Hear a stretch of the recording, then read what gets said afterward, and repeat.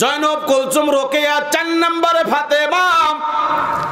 মহারানা আসলে বাকি রাখা যাবে কিনা একটু খেয়াল করেন। নবীর মেয়ে 4 নম্বরে ফাতেমার বয়স যখন 16-17 বছর, মেয়ে যখন বড় হয় বাবার মাথায় তখন চিন্তা কিন্তু বেশি হয়, ঠিক না? নবী শুধু নবী ছিল না, নবী একজন মেয়ের তো বাবা। নবী মন খারাপ করে বসে আছেন, ফাতেমা বড় হয়ে গেছে, বিয়ে দেওয়া লাগবে। আল্লাহ নবীকে ডাক দেওয়ার, হাবিবুল্লাহ চিন্তা নাই, টেনশন নাই, ফাতেমার বিয়ার ঘটুক, আমি আল্লাহ। নবী ডেকে বলে, আল্লাহ গো, আপনি যখন ঘটক পাত্রটাকে আমি জানতে চাই, আমার আর কোনো চিন্তা নাই। আল্লাহ ডেকে বলে, হাবিবুল্লাহ আপনার ফাতেমার জন্য আমি আলীকেই পছন্দ করেছি। আলী হলো গরিব মানুষ, নবীর বাড়িতে থাকে, নবীর বাড়িতে খায়। রসুল যদি বলে আলী আজকে খাওয়া নাই, না খায়া ঘুমায়া যায়, এমন একটা অসহায় মানুষের সাথে নবী মেয়ে কেমনে বিয়ে দিবেন? দুনিয়ার সব মেয়ের বাবাই চায় মেয়েটা ভালো জায়গা বিয়ে হোক। ইন্নাহু আলিমুম বিযাতিস সুদূর। নবীর অন্তরের দিকে আল্লাহ তাকায় দেখে, নবী অন্তর থেকে আলীকে মানতে পারতেছে না, এমন একটা গরিব মানুষকে আমি কেমনে জামাই বানাই? আল্লাহ ডাক দিয়ে বলে, হাবিবুল্লাহ চিন্তার কোনো কারণ নাই, যদি আমি আল্লাহর ঘটকালে পছন্দ না হয় আমি আপনাকে পারমিশন দিলাম, আপনি যেটা ইচ্ছা ফাতেমারে বিবাহ দিতে পারবেন। নবী ডেকে বলে, আল্লাহ গো, আপনার মতো মহান ঘটককে আমি ফিরাতে পারবো না, আপনি যখন আলীকে পছন্দ করেছেন আমি নবীও আলীরে পছন্দ করে নিলাম। রাসূল বলে, আলী লাব্বাইকা রাসূলুল্লাহ, লাব্বাইকা হাবিবাল্লাহ। রাসূল বলে, আলী রে তোর কপাল লাগছে, ফাতেমার সাথে তোমার বিয়ে আল্লাহ ঘটক। আল্লাহু আকবার। আলী বড় খুশি হয়ে গেছে, আল্লাহ ঘটক, ফাতেমার সাথে আমার বিয়ে। আলী দাঁড়ায় ছিল, ডান পায়ের বৃদ্ধাঙ্গুল মাটির মধ্যে দিয়ে মাটি চটকায়, মাটি চটকায়, মাটি চটকায়। রাসূল বলে, আলী রে বিয়ের কথা ভালোই তো, খুশি হলে চলবে না, কিন্তু বিয়ে করতে হলে মহারানা দেওয়া লাগবে, এইটা কি তোমার মনে নাই? আলী বলে, ইয়া রাসূলুল্লাহ আমি গরিব মানুষ, আপনার বাড়িতে থাকি, আপনার বাড়িতে খাই, যদি বলেন খাওয়া নাই, না খায়া ঘুমায়া যাই, এমন একটা অসহায় মানুষ আমি, আমার যে কি আছে আপনি তো ভালো জানেন। রাসূল বলে, আলী তোমার 4টা জিনিস আছে, একটা ঘোড়া, একটা তরবারি, একটা ঢাল, একটা হেলমেট। আলী রে এখনো যুদ্ধ চলছে, যুদ্ধ বন্ধ হয় নাই, ঘোড়া তরবারি ঢালটা থাক, হেলমেট বিক্রি করে পয়সা নিয়ে আয়, এটাই হবে তোমার আর ফাতেমার বিয়ের মহারানা। রাসূল বলতে পার, তাহলে তুমি গরিব মানুষ, এখন টাকা নাই, 100 টাকা মহারানা, কাজ কাম করে শোধ দিও, তা কি রাসূল বলছে? হ্যাঁ, তা তো বলে নাই। হেলমেট বিক্রি করো, পয়সা নিয়ে আসো, এটাই হবে মহারানা। হযরত আলী হেলমেট নিয়ে বাজারের দিকে দৌড়ায়, প্রতিমধ্যে উসমান আলী হেলমেট নিয়ে বাজারের দিকে দৌড়াচ্ছে। উসমান চিন্তা করে আলীর মতো ভদ্র মানুষ এমন নাই, কিন্তু আলী এত জোরে কেন দৌড়ায়? উসমান গনি পিছন থেকে ডাকে, আলী এত জোরে কেন দৌড়াও জানতে চাই। আলী বলে, উসমান ভাই দোয়া করবেন, আমার আর ফাতেমার বিয়ে ঠিক হয়ে গেছে, হেলমেট যত তাড়াতাড়ি পৌঁছাইতে পারবো আমার আর ফাতেমার বিয়ে হয়ে যাবে। উসমান বলে, আলী হেলমেটের দাম কয় টাকা নিবা? আলী বলে, উসমান ভাই সব জায়গা সব জিনিসের দাম চাইতে নাই, আপনার কাছে চাইলে আমি ঠকবো, আমি কেন আপনার নিকট দাম চাবো, আপনি বলেন কয় টাকা দিবেন? উসমান বলে, আলী রে আমার কাছে এই মুহূর্তে বেশি নাই, এই মুহূর্তে আমার কাছে 380 দিরহাম টাকা, মতান্তরে 480 দিরহাম টাকা। হেলমেটটা আমাকে দিবি নাকি? বলে, আপনি হেলমেট কিনলে বাজার পর্যন্ত যাওয়াই লাগবে না, টাকা উসমানের হাতে, হেলমেট আলীর হাতে। টাকা আলীর হাতে, হেলমেট উসমানের হাতে ট্রান্সফার হয়ে গেলেন। উসমান বলে, আলী এবার হেলমেট কার? বলে, আপনার টাকা। বলে, আমার হাতে। উসমান বলে, আলী রে তোরে টাকা দিলাম, আমি হেলমেটটাও তোরে ফিরাইয়া দিলাম। আলী বলে, উসমান ভাই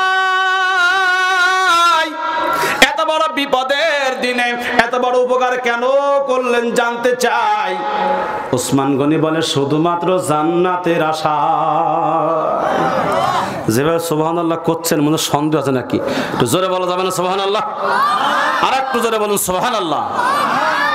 কিসের আশায়? জোরে বলেন কিসের আশায়? জান্নাতের আশায়। আলী বলে উসমান ভাই আমাকে হেলমেট দিলে আল্লাহ আপনাকে জান্নাত দিবে। কে বলেছে? কে বলেছে? কে বলেছে? উসমান বলে আলী রে, কিয়ামতের মাঠ যখন কায়েম হবে, আল্লাহ যখন বিচারক হয়ে বসবে, সেদিন আমি উসমান যখন আল্লাহর সামনে দাঁড়াবো, যদি আমি উসমানের জীবনের কোনো নেকি আল্লাহর দরবারে কবুল না হয়, আমি আল্লাহকে বলবো আল্লাহ তোমার বন্ধুর জামাই আলীর একটা উপকার করছিলাম, আল্লাহ তুমি এই জন্যই আমারে জান্নাত দিয়া দাও।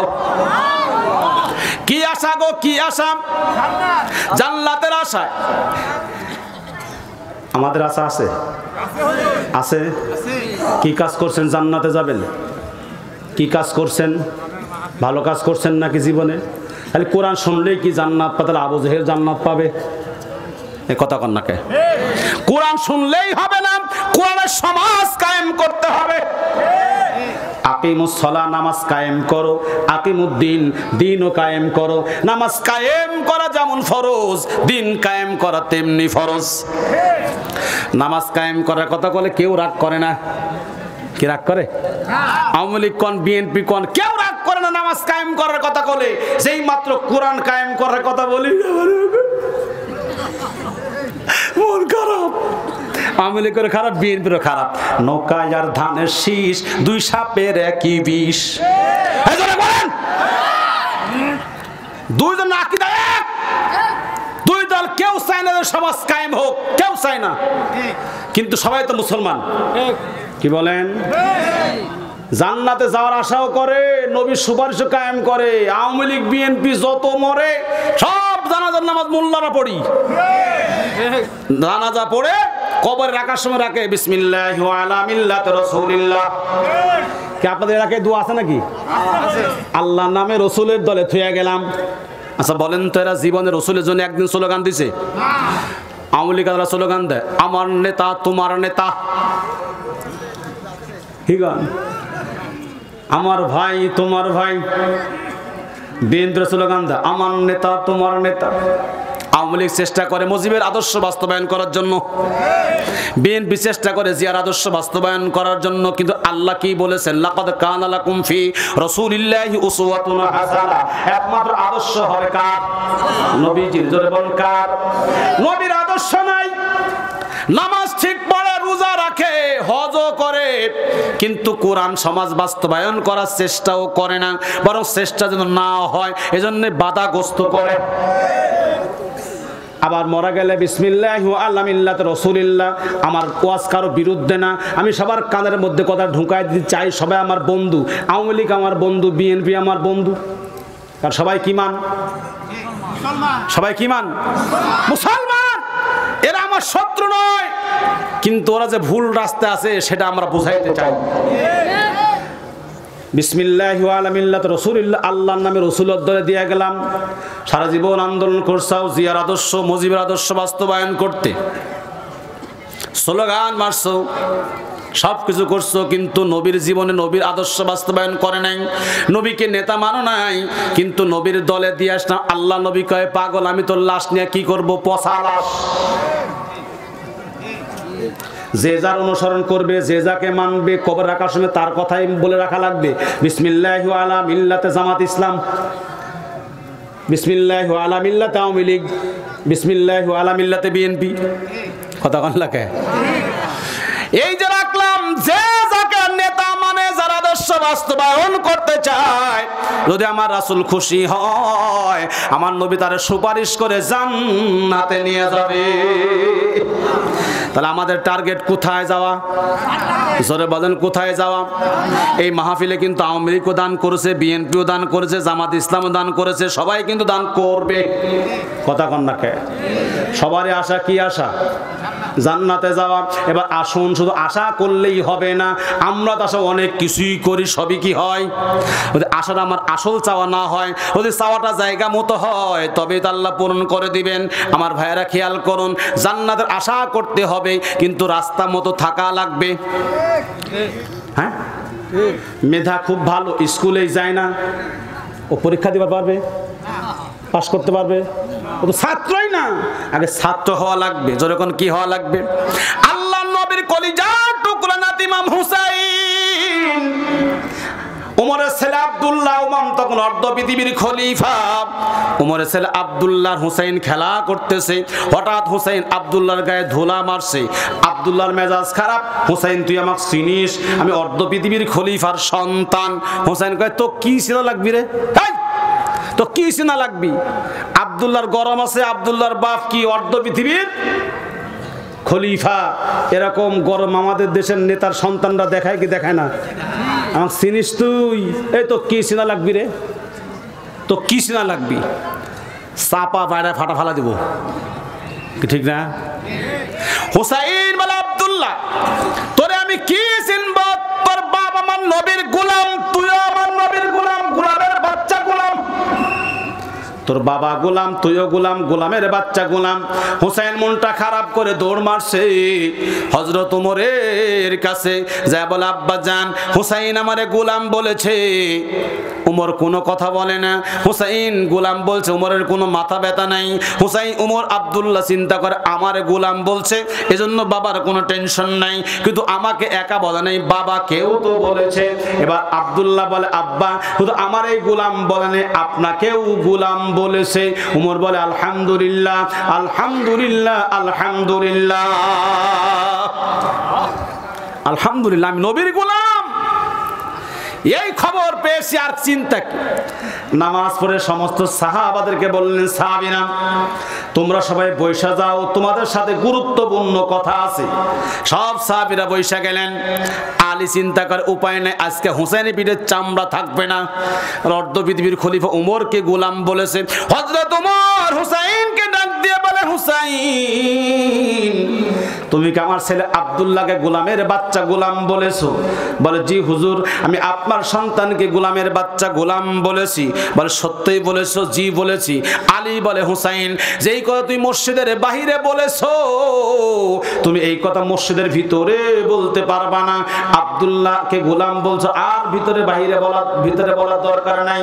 হুসাইন বলে আব্বা তুমি থামো, আমি নবীর নাতি, আমি আওলাদে রাসূল, জীবনে কোনোদিন মিথ্যা কথা বলতে জানি না। হুসাইনকে আমি হুসাইন আব্দুল্লাহকে গোলামের বাচ্চা গোলাম বলেছি।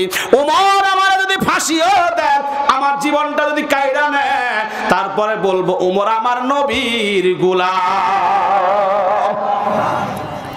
আব্দুল্লাহ গোলামের বাচ্চা গোলাম বলেছি, বলবো। এরকম সত্য কথা আমরা কি বলতে পারবো না? হ্যাঁ, আমরা কার বান্দা? যদি বলেন কার বান্দা? এই জমিন আল্লাহর, হুকুম চলবে আল্লাহর, বলতে পারবো না? সামনে বলাই তো লাগবে। এদেশে আমরা হিন্দুদেরকে পাহারাদের রাখছি, মন্দিরকে কি রাখছিলাম না? রাখছিলাম না? এদেশে মুসলমান আলেম ওলামারা হিন্দুদের মূর্তি মন্দির পাহারাদের রাখছিল। এদেশ বাংলাদেশ সাম্প্রদায়িক দেশ, হিন্দু মুসলিম ভাই ভাই আমরা একসাথে বেড়ি খাই। কতক্ষণ না খায় কি খায় না? খায় না? হিন্দু মুসলিম ভাই ভাই একসাথে বেড়ি খায়। এদেশ বাংলাদেশ রোজার পূজা একসাথে চলে। এদেশ বাংলাদেশ সাম্প্রদায়িক উস্কানি দেয় না মুসলমানরা। এদের পূজায় যেন, এদের মন্দির যেন কেউ হস্তক্ষেপ করতে না পারে, এজন্য মুসলমানের সন্তানরা, আলেমরা, মাদ্রাসার ছাত্ররা এদের মন্দির পাহারা দিয়ে রাখছে। কিন্তু হারাম করে না, আমার ভাই সাইফুল ইসলাম আলিমকে শহীদ করে দিয়েছে। বাংলাদেশে কোন ইস্কনের জায়গা আমরা ইঞ্চি মাটিও দিব না। এই হারাম খোরদের কোনো ছাড় নাই আমাদের কাছে। বাংলাদেশ সরকারের প্রধান উপদেষ্টা ডক্টর ইউনূসের কাছে দাবি, ইসকন সংগঠন নিষিদ্ধ সংগঠন বাংলাদেশে আমরা অবিলম্বে নিষিদ্ধ দেখতে চাই। এদের সাথে মদত দিচ্ছে, যে দলের লোকজন মদত দিচ্ছে, সেই দলকে আমরা নিষিদ্ধ দেখতে চাই। এবং অবিলম্বে যারা সাইফুলকে হত্যা করেছে তাদের আমরা বিচারের কাঠ গড়ায় এনে এই ইসকন নেতারা ফাঁসির মঞ্চে ফাঁসি দেখতে চাই আমরা। হারামখোরেরা বাতাস না, এদের সাম্প্রদায়িক উস্কানি দিয়ে আবার আপাকে আনার চেষ্টা করা হচ্ছে। কিন্তু এ জমিন মুসলমানের জমিন, আর সে সুযোগ হবে না, আর সে সুযোগ হবে না। এরা মাথায় রাখা লাগবে। উস্কানি দিয়া কোনো লাভ নাই। উস্কানি দিবেন, সাম্প্রদায়িক উস্কানি দিয়ে মুসলমানের সাথে যুদ্ধ করে। মুসলমান অস্ত্রের বলে যুদ্ধ করে না, মুসলমান ইমানের বলে বলিয়ান হয়ে যুদ্ধ করে। আমরা কারো বিরুদ্ধে বলতে চাই না, কিন্তু আমাদের বলতে বাধ্য করবেন না, আমাদের বলতে বাধ্য করবেন না। এদেশের মুসলমান মরতে জানে, এদেশের আলেমরা রক্ত দিতে জানে, এদেশের আলেমরা রাজপথে আসতে জানে। সুতরাং যত উস্কানি দিবেন তত আপনারা বিপদে পড়বেন, যত উস্কানি দিবেন তত বিপদে পড়বেন। এরা মনে রাখবেন, মিথ্যা মামলা দিয়ে আলেম ওলামা নেতাদেরকে আন্তর্জাতিক অপরাধ ট্রাইব্যুনালে ফাঁসি দিয়েছেন। যারা আমার ভাই আলিফকে হত্যা করেছে তাদের আন্তর্জাতিক অপরাধ ট্রাইব্যুনালে ফাঁসি কার্যকর হবে, এটা কেউ ঠেকাইতে পারবে না। এদেশ মুসলমানের দেশ, লাল সবুজ পতাকার দেশ। এদেশে থাকতে হলে ইসলাম মেনে, কোরআন মেনে থাকতে হবে। ওই থাকতে ভালো না মন চায় দাদার দেশ ভারত চলে যাও, আমাদের কোনো আপত্তি নাই।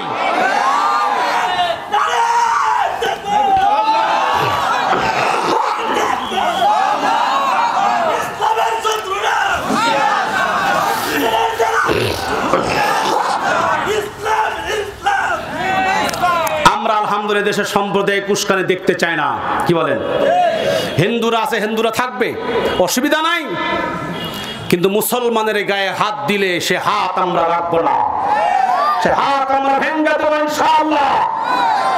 তোমরা তোমাদের জায়গা আজ থাকো, তোমরা পূজা করবে, আমাদের কোনো আপত্তি নাই। আমরা চাই তোমরা নিরাপদ থাকো, আমরা নিরাপত্তা তোমাদেরকে দিয়েছিলাম।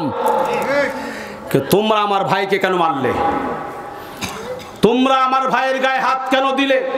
এর দ্বারা প্রমাণ হয় তোমরা এদেশে সাম্প্রদায়িক দাঙ্গা লাগানোর চেষ্টা করতেছ। তোমরা তোমাদের এই আন্দোলনে সফল হতে এই জাতি দিবে না। বৈষম্য বিরোধী ছাত্র আন্দোলনের ছাত্ররা তোমাদের কোনো উস্কানিতে পা দিবে না এবং তোমাদের কোনো আন্দোলন সফল করতে দিবে না ইনশাআল্লাহ। আমার ভাইয়েরা গভীর মনোযোগ লাগান। হযরত ওমর বলতেছেন, এই আব্দুল্লাহ তোরে গোলাম বলছে? বলে জি বলছে। আলী বলে, হুসাইন যেই কথা তুই মসজিদের বাহিরে বলেছ সেই কথা মসজিদের ভিতরে বলতে পারবা না।